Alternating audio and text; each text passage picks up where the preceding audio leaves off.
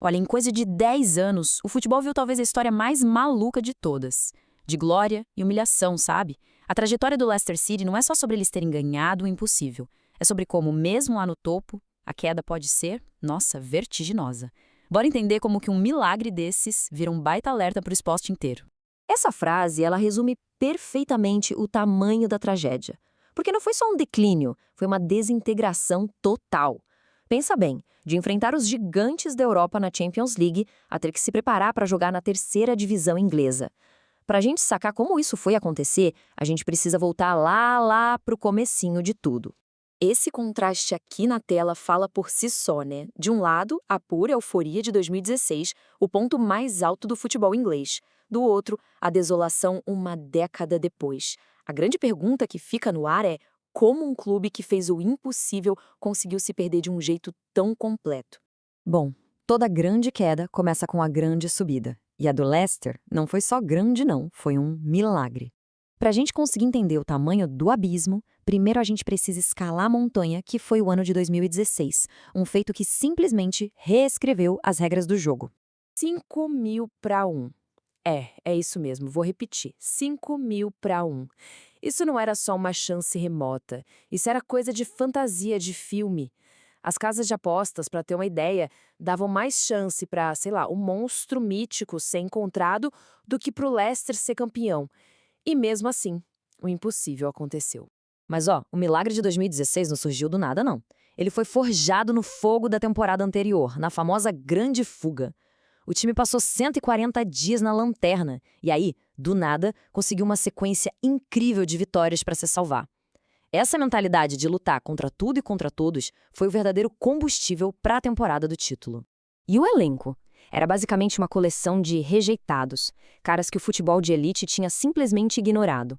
Tinha o Vardy, que já trabalhou em fábrica, o Mahrez, vindo da segunda divisão francesa, e o Kanté, uma força da natureza que ninguém tinha visto chegar. O Leicester não comprava estrelas, ele criava as próprias estrelas a partir de talentos que ninguém mais queria. Essa era a identidade do time. E qual era a arma secreta do técnico Ranieri? Um sistema que parece simples, o 4-4-2.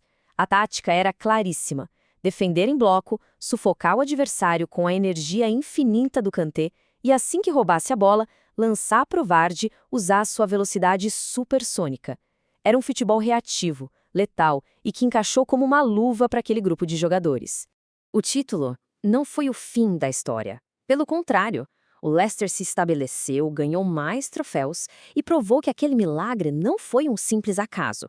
Eles pareciam estar construindo uma nova era de estabilidade.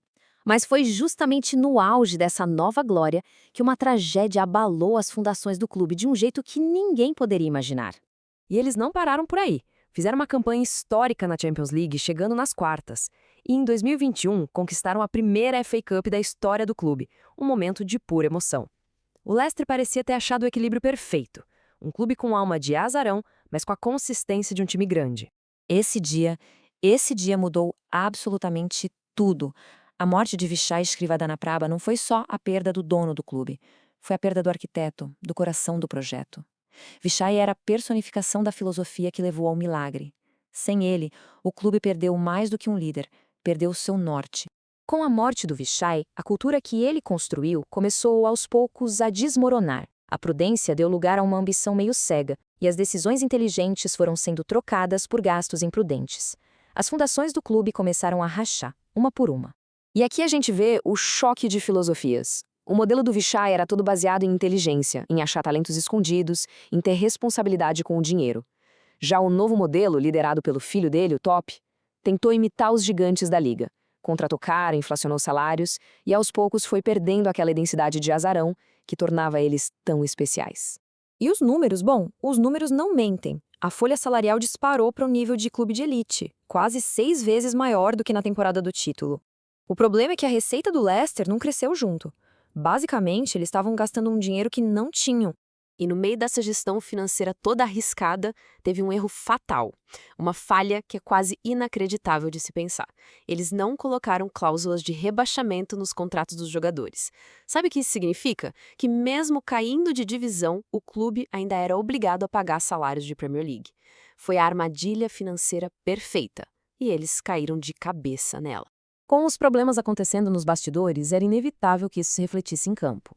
Sem uma direção clara, o time entrou numa espiral de resultados ruins, trocas constantes de técnico e, para piorar tudo, as consequências financeiras finalmente bateram na porta para cobrar a conta. A cadeira de técnico do Leicester virou uma verdadeira porta giratória. 7 nomes em só 3 anos.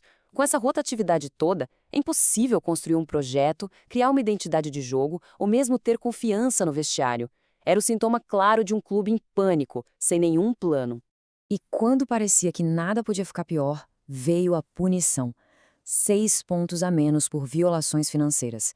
Isso não foi só um golpe matemático, foi um golpe moral. Para um time que já estava sofrendo, essa punição foi a sentença de morte, transformando a luta para sobreviver em uma missão quase impossível. E foi assim que a queda se concretizou.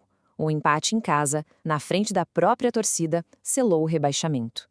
O estádio, que uma década antes explodia de alegria, agora era um palco de raiva e desolação, com protestos contra a diretoria. O conto de fadas tinha terminado do jeito mais amargo possível. Tá, então, o que a gente pode aprender com essa montanha-russa toda? A saga do Leicester vai muito além do esporte. É uma lição sobre como o sucesso, se não for cuidado com a mesma sabedoria que o construiu, pode virar o gatilho da própria ruína. A receita para o desastre foi clara. Uma gestão que trocou a identidade por uma ambição cega. Eles abandonaram o recrutamento inteligente, inflaram os salários sem um plano B e, o mais importante, perderam aquele espírito que unia o clube, a cidade e a torcida. O espírito do milagre tinha simplesmente desaparecido. Essa frase, ela resume a vertigem da queda. Em uma década, o clube trocou as noites estreladas da Champions League pela realidade dura e modesta da terceira divisão. É uma jornada que serve como um lembrete brutal do quanto o futebol pode ser volátil. A jornada do Leicester de reis a ruínas deixa a gente com uma pergunta bem incômoda. Será que isso é um caso isolado ou é um grande aviso para o futebol moderno? Até que ponto essa busca sem fim por crescimento pode destruir a própria identidade que gerou o sucesso em primeiro lugar?